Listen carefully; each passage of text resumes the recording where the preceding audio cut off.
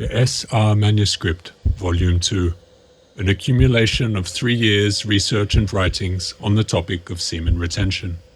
If you wish to physically own the works of the ancient archives, then this book is for you. One of the most common questions I've been asked is how to practice semen retention when you have a partner, and whether it requires completely ceasing all sexual activity. The answer is no. It is not necessary to cease all sexual relations. I am married and have not released in over 3 years with minimal issue. Sexual activity is infrequent, though not strictly prohibited. The ultimate goal of semen retention is to avoid releasing semen. I believe every habit and activity aside from this point can be modified to your requirements. That is not to say a man having sex will have the same experience as a man not having sex on semen retention, but so long as the ultimate aim of no release is maintained, I think all options are on the table. If you have a partner that values frequent sex, then your complete renunciation of the sexual act may well cause conflict in your relationship, as you are not meeting her sexual needs. If you can't retain without causing an argument in this case, perhaps you could start by discussing it with them, explaining how and why you are practicing retention. You can gauge by their response to best see how to proceed. If you are in the dating phase of the relationship, I expect those needs to be strongest, as a lot of the bonding of relationships, at least the ones I have been in, centered around sexual connection. And without that connection, the relationship may have suffered. Sex, however, does not necessarily imply sexual release. A fulfilling sex life can be achieved without releasing semen. In fact, this was a form of alchemy in ancient Taoism. According to the Taoists, the sexual union of man and woman represented the Tao of the yin and yang. Man and woman are heaven and earth, heart and genitals, and fire and water. Sexual arousal is the rising sun. Cosmic configurations and celestial movements are reflected in the sex act. But in these Taoist practices, ejaculation was to be avoided as it was considered the vital source of one's energy. Instead, the sexual union would help to circulate this energy throughout the body and feed it to the brain, giving one ultimate vitality, youthfulness, and longer life. Some even went as far as to say it was the key to immortality. This was considered a secret of Chinese sexual alchemy known as Huangjing Bunao, or returning the seminal essence to the brain. I would like to mention, however, that sex without release can lead to blue balls. Stimulation of the prostate without release for some may also irritate the penis and prostate glands. This is why I don't recommend edging if you are practicing semen retention, as the stimulation without release could cause irritation. If you are finding it difficult to practice semen retention whilst maintaining your relationship, then I suggest you look into chastity. Traditionally, chastity did not necessarily forbid sexual release with one's partner. A chaste man need not necessarily refrain from releasing his semen during conjugal relations with his wife, though a chaste man releasing is not in the same category as a retainer. I believe a chaste man who occasionally releases may lose more physical resources than someone practicing full retention, but he is still far better off than one who regularly indulges in lustful thoughts and frequent depletion. I share this perspective not to discount the value of semen retention, which I do see as important, but to also acknowledge the significance of human relationships. It may not be worth sacrificing your relationship just so that you can practice semen retention. In some cases, a compromise would be ideal. Please consider that semen retention may not be the best path for everyone, and it may not be the best path for you. If you have a partner and you really value your intimacy, perhaps semen retention will only prove a hindrance, and rather a chaste lifestyle, that is, a lifestyle that only permits sex in moderation with your partner, might be more suitable to your life. A chaste man does not engage in lustful, impure thoughts. He is not excessive in his sexual relations. Chastity, like semen retention, requires much discipline. It acknowledges the natural place of sexual expression within committed love, while steering clear of indulgence or selfish gratification.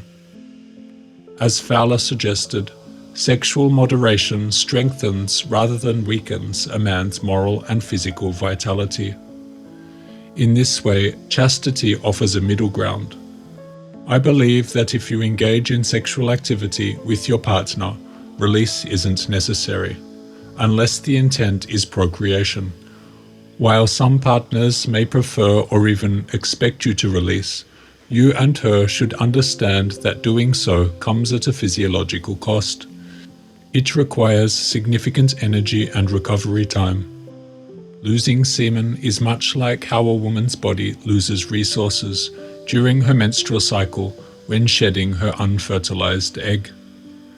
As the menstrual cycle is once per month, my estimation of release frequency for a chaste man would be no more than once a month, though ideally 0.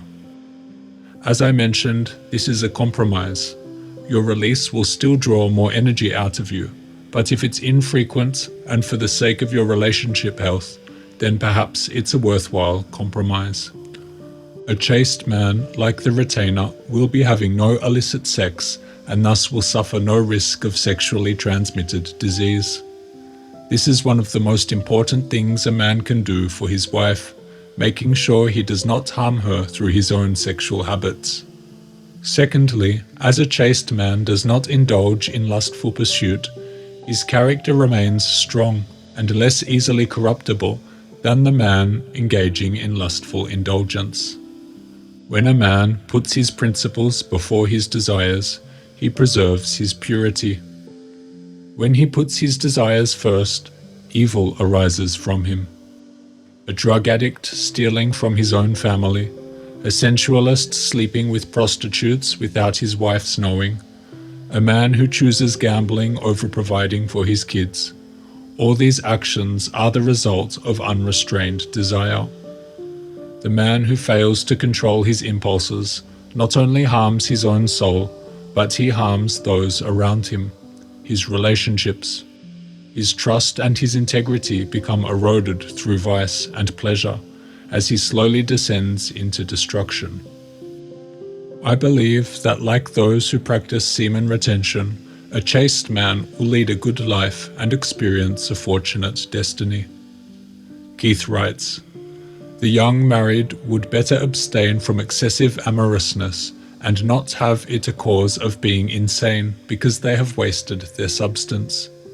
We assert that the larger portion of this sexual power should go to form intellect rather than wasting it in gratification. We have only to open our eyes for ourselves, and we can see the effect of this excess of sexual indulgence all over the community, the haggard faces, the hollow cheeks, and the miserable complexions, as well as the gaunt and starved mental development of those who should be the first in the ranks of all mental fighters. Sexual intercourse should be just as much of an event which is prepared for beforehand as for the birth of a child. There should be but little intercourse between the married, and everyone who has good sense will see the necessity to repel and to overcome any inordinate sexual desire.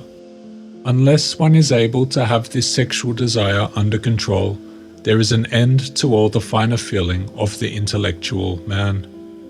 Sexual intercourse should not be a relief, nor an indulgence, nor a gratification. It should be a means of propagating the race, and all the rest of this sexual passion should be overcome. The sooner it is overcome and fought down so as to have it a servant and not a master, the sooner one is happy.